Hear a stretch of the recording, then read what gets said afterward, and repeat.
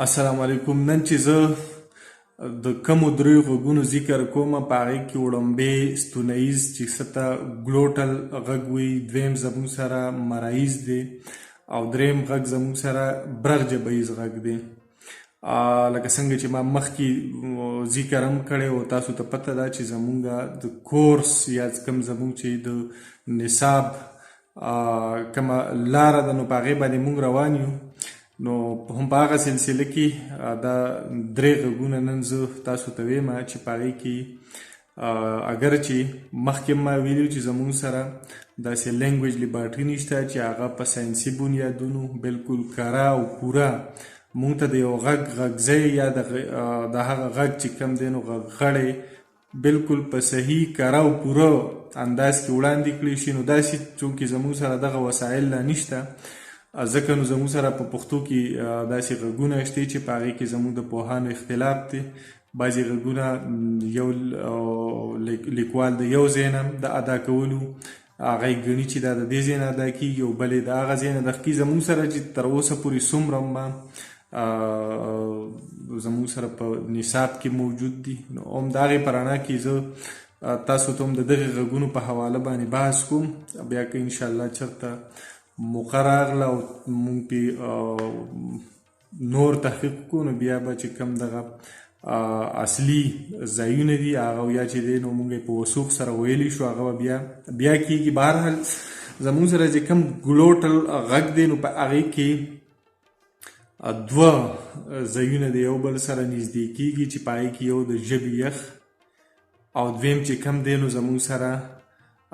فیرنګ چې څه ته وایي مرۍ چې وایي نو دا یو بل ته رانږدې کېږي او د دې دواړو تصویرونه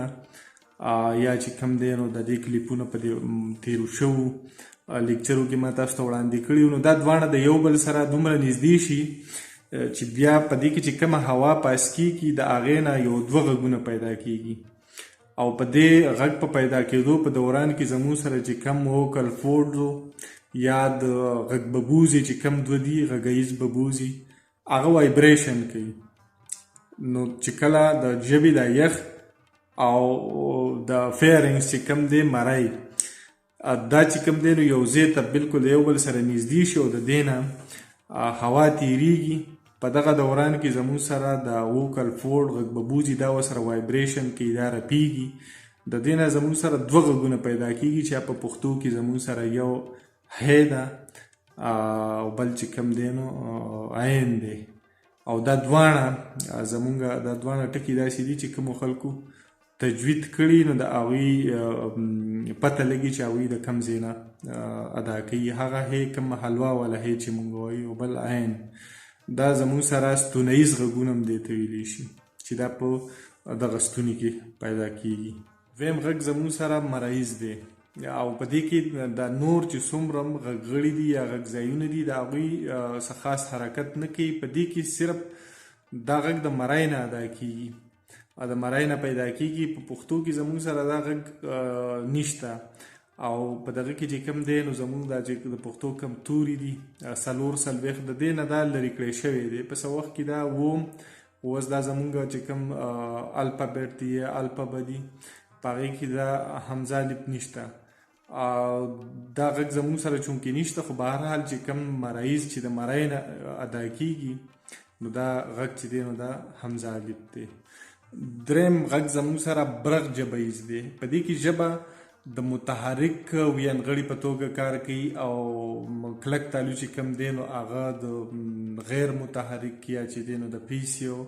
غږځی په توګه باندې کار کوي. په دې کې د ژبې د اثر راکونډه کېږي. په دې وجه باندې دې کې چې زموږ سره د پښتو څومره غږونه دي نو د هغې زیاتره د هغې شکلونه چې کوم دي نو هغې ته کونډه راتاو ده او جواز هم دغه پیش کېږي چې ځکه چونکې په دې کې ژبه راکونډه کېږي ځکه نو دا زموږ سره برغ جبهیز غږونه دي. په دې کې زموږ سره په پښتو کې ټی ده، ډال دی، اړې ده، ګې ده، خین دی او نوړ دی. دا ټی ډال ړې نوړ په دې کې خو ژبه په مکمله توګه باندې راکونډه کېږي، راتاویږي. ګې او خین کې په دغې مرنۍ خو بیا هم ژبه چې کوم دی نو هغه د کلک تالو سره د هغې حرکت کیږي، رابطه کیږي او د هغې په وجه باندې دا زمونږ خپل غږونه دي او دا تی پیدا کیږي. نو دا زمونږ سره په پښتو کې برغ ژبیز غږونه دي. تر اوسه پورې چې مونږ کم په دې ننني لیکچر کې بحث وکړو نو زمونږ سره کم ګلوټل چې مری او د ژبې یخ دا یو بل ته نږدې شي او دواړه غږ به بوځي د متحرک او ینغړو په توګه باندې وایبریشن کوي او د هغې په رد عمل کې چې کوم غږونه پیدا کېږي نو هغه زمونږ سره ح ده او عین دی. دویم بیا زمونږ سره مرایز وو نو چونکې په پښتو کې نشته خو عام طور تاسو ته چې څنګه پته ده حمزه الف دی نو حمزه الف د مرۍ نه ادا کېږي او دغه دا یو غږ وو مخکې چونکې په عربۍ کې دا و نو دا زمونږ سره دا غږ نشته او دا ضروري نه ده چې په هره ژبه کې دی هر غږ وي ځکه چې کوم ډېر غږونه زمونږ سره شته هغه د نورو قومونو نورو خلکو سره نشته یا د هغوی سره څه شته نو زمونږ سره نشته. او دریم مونږ هم دغه وی په کوم کې چې ژبه زیاتره را کونډه کېږي او غږ چې کوم دی نو دا برغ وي، مطلب دا دی چې ژبه پکې را برغېږي را کونډه کېږي او هغه زمونږ سره ټې ده، ډال دی، وړې ده،